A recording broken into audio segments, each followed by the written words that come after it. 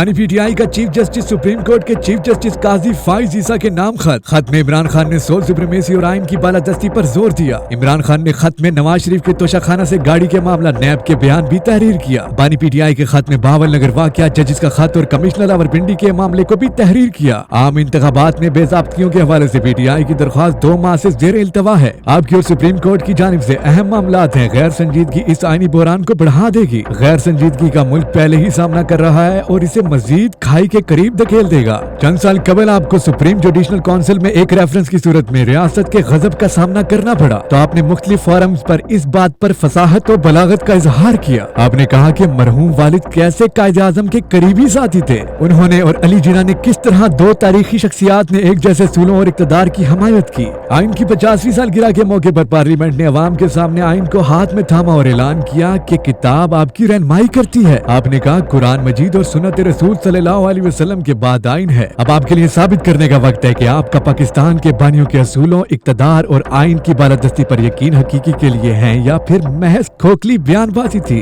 बानी पीटीआई का chief justice Pakistan के सोल सुप्रीमेसी और आइन पर अमल दरामद का मुतालबा।